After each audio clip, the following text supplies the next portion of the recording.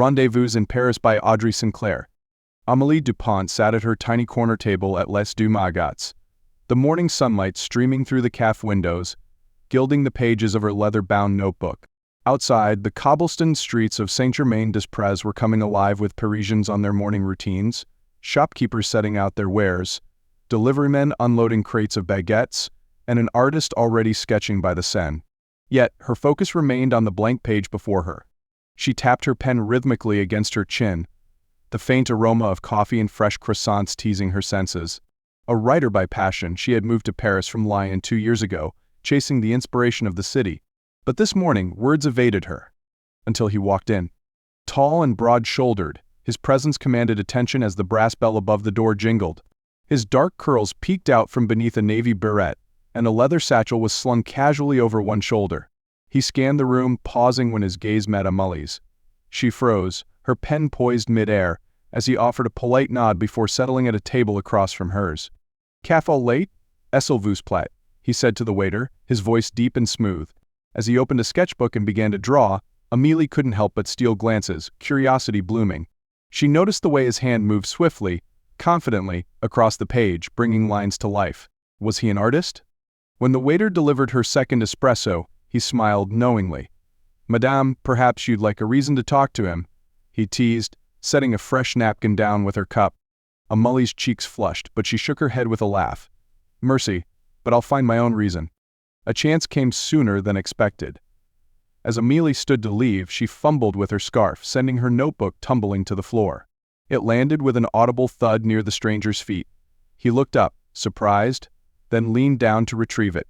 "For you," he said, handing it back with a smile that revealed a dimple on his left cheek. His accent was unmistakably British. "Mercy," she replied, her voice barely audible. Then, summoning courage, she added, "I noticed your sketches. They're beautiful." His face lit up. "You saw. Thank you. I'm James Whittaker, by the way." He extended a hand. "Amélie Dupont. Nice to meet you." What began as a simple exchange blossomed into an hour-long conversation. James was an architect from London, visiting Paris to study its historic structures. Amélie shared her own struggles as a writer, confessing her dream of finishing a novel inspired by the city's charm. They spoke of art, literature, and the peculiarities of Parisian life, laughing as if they'd known each other for years. Over the next few weeks, their paths crossed frequently, almost as if fate conspired to bring them together. They strolled along the Seine, admiring the booksellers' stalls. They explored hidden alleys, discovering tiny boulangeries and quirky antique shops.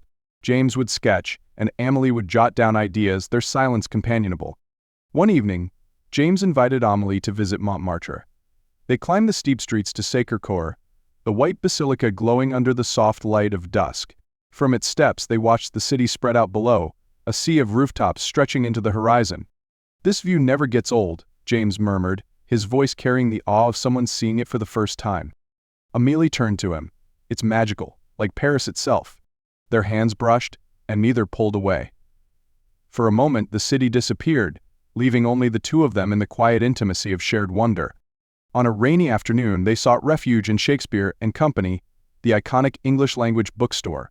James's eyes widened as he scanned the shelves, pulling out a battered copy of Les Miserables. "This," he said, holding it up, "is my favorite book." Amélie smiled. "A good choice." Victor Hugo understood Paris like no one else. They claimed a corner of the bookstore, James flipping through the pages while Amélie observed him. He was so different from anyone she'd met. His passion for architecture matched her love for words, and his curiosity about life was infectious. They shared stories from their pasts, James recounting his childhood in London and Amélie speaking of quiet summers in Lyon. "I've always been drawn to bridges," James confessed. "There's something poetic about them, how they connect two worlds." Amélie studied him, her heart swelling. "Maybe that's why you're here. Paris is a bridge in its own way." Their conversation deepened, and when they left the bookstore, the rain had stopped, leaving the city glistening under the evening lights. James surprised her by taking her hand as they crossed Pont des Arts, the Seine flowing serenely below. But life was rarely simple. James's visit to Paris had a deadline. He was due back in London in 3 weeks. They avoided the topic at first, neither willing to dampen the magic of their time together. Yet, as the days passed, the unspoken truth loomed like storm clouds over a sunlit horizon. One evening, As they watched the Eiffel Tower sparkle from a bench in Champ de Mars, James finally broached the subject. "Amélie, I don't want to leave," he said, his voice heavy with emotion. "But my work, my life is in London." She looked down, twisting the ring on her finger. "I know. And my life is here." The distance seemed insurmountable. Long-distance relationships were fraught with challenges, and neither wanted to ask the other to make a sacrifice. For the first time, silence between them felt oppressive. The following morning, James invited Amélie to the Saint Chapel. Its stained glass windows bathed the interior in a kaleidoscope of colors, casting the sacred space in ethereal light. As they stood beneath the towering panes, James turned to her. "Amélie, I don't want this to end. I don't know how, but I want to make it work." Her eyes glistened with unshed tears. "I want that too. But how?" He reached into his satchel and pulled out his sketchbook, flipping to a page that depicted Amélie sitting at Les Deux Magots, lost in thought. "We create. We write, we draw, and we meet whenever we can. Paris, London, anywhere in between." Amélie smiled through her tears. "We try." Over the next year, they lived their promise. James visited Paris whenever possible, while Amélie made trips to London. They explored each other's worlds, blending their lives in a way that felt seamless. James's sketches began to feature Amélie more prominently, while her novel's characters took on a life inspired by their love story. On one trip to London, James surprised her with a tour of Tower Bridge.